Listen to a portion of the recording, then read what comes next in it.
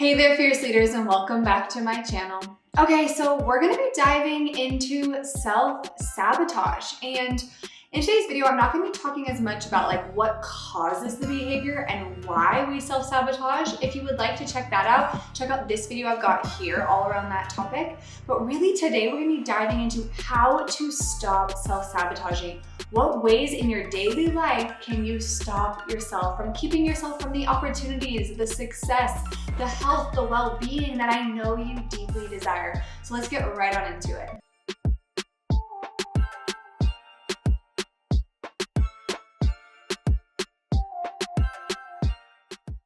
All right, so in order to really stop self-sabotaging, the key I found and the main success strategy to look at is to start to take control back of your energy. So I know in today's day, it's very common, everyone talks about time management for leaders and of course money management, and those are important, but I have found that the real difference, especially as a female leader, to really stand out and to be someone who is a thought leader, who's an expert in our field, it's really, really important that we see how and in the ways in which we allocate our energy, that we boundary our energy. And I don't mean this in a way where you're protecting yourself and you're distant from people. I mean, I want you to be someone who is a bit of a boundaries boss, and knowing that it is super important for you to live an intentional life, to not just let everyone else have control over you, over your time, over your energy, and instead to really ensure that you are the leader of your own life. So it's really common, and I see this so often, especially as we get more and more successful in these really subtle ways, to notice that most of our energy goes into consuming.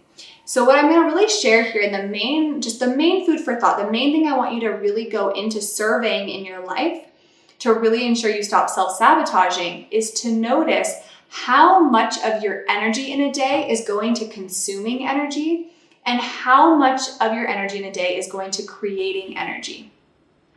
And I'm going to explain what I mean here. So anything that's a consuming energy is any time you are inputting information. It's when you're kind of more of the bystander and you're listening, you're learning something, you're in a conversation. It's when we're scrolling social media. It's when we're kind of responding to something else, right? Whereas creating is when we are genuinely, we're thinking, we're listening to our own voice. We're really connected to ourselves. And that's the big difference, because frankly, leaders who shine are those who really intentionally know how important their creating energy is. And knowing that that is one of your greatest assets is your creating energy, but ensuring that we allocate it where it matters and that we create space in our day actually for it. Because it becomes so easy in today's day to I don't know if I have caught myself all too much in the past where it's you wake up and you're instantly, talking to your partner or responding to a Slack message from your boss or responding to a text message from family, or just instantly you're already in the awareness of someone else, right? And the thing is, the problem with that is we start our day instantly connected to consuming. We're instantly into the world of someone else. Or if you're listening to the news, another big kind of what I would say is it can really have a hindrance on your capability to really create throughout the day. So what I'm really, really focused on, what I want you to start becoming aware of, is to survey out your day and to start noticing how much of your day is in consuming versus how much of your day you're actually creating. And what is so powerful here to start looking at is your relationship to food. A good way to see how this plays out is your relationship to food. How are you someone who's just running to the pantry and quickly throwing food in your mouth and then going back to work, or eating at your desk where you're just trying to shove kind of the fuel into your body while doing 12 other things? Because frankly, the thing is, even with food, it's a really good way to see how we're relating to creating, right? Because even if you make the simplest lunch for yourself, the act of really going in the kitchen, setting yourself up, deciding the ingredients, it's an opportunity to be with your thoughts, to really be with your food, to really connect to yourself in that moment.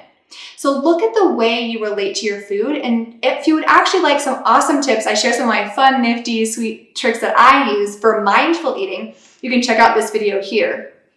Another big one is to notice your relationships. So do a bit of a survey on your relationships. Because if we're constantly consuming, you'll notice you can find that you can just consume on these social media platforms where you're finding you're not actually being inspired in a genuinely meaningful, creative way. You're just kind of noticing noise and distraction.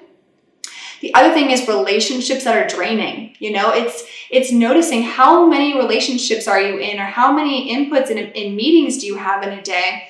You're kind of just listening to these conversations, or you may be part of conversations, or you may be in meetings where you're constantly having to consume information. Well, it's just starting to notice how many of those are actually important, how many of those are actually impactful, and noticing in your day-to-day life, who are the people who energize you? Who are the people that when you leave interacting with them, that you feel more inspired, you feel more creative, you feel more innovative and more engaged in life? And those who honestly need to go take a nap after. And just starting to be more aware of having more boundaries on how often and how much of your energy in a day goes to those really energizing conversations versus those really draining conversations, or draining scrolling, our way just draining scrolling on tech. And lastly, another really cool way to look at this is how much of your day are you actually ensuring that you take proper care of yourself? How much of your day do you actually just have moments of stillness? No joke, stillness. How much of your day do you just try to put music on, or try to put something like just read something, or you find yourself on your phone just trying to read something on Google or the news? It's just, you notice in your moments there's very little time where you're actually just present with yourself.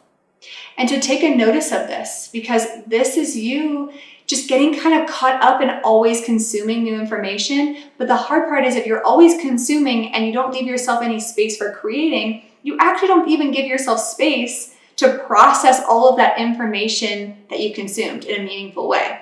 Because the thing is, to be a leader who honestly is making a difference, it's important that we really get to know our voice. It is really important that we really know our leadership mission.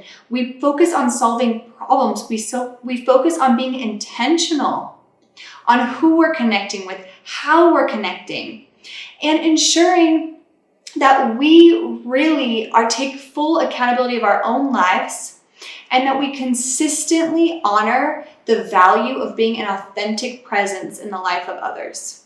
So what I really hope more than anything is that you can see from what I'm sharing here that this can be an opportunity for you to inventory, to take notice of how you spend your energy in a given day. And actually, if you would love a really great guide that actually guides you through kind of getting a nice little check-in with how your days are being spent, check out my not to-do list guide in the description box below, where it's like me walking you us being hand in hand, and me walking you through kind of like looking at your days and really seeing where it would be best for you to allocate your time to truly move you forward in meaningful ways.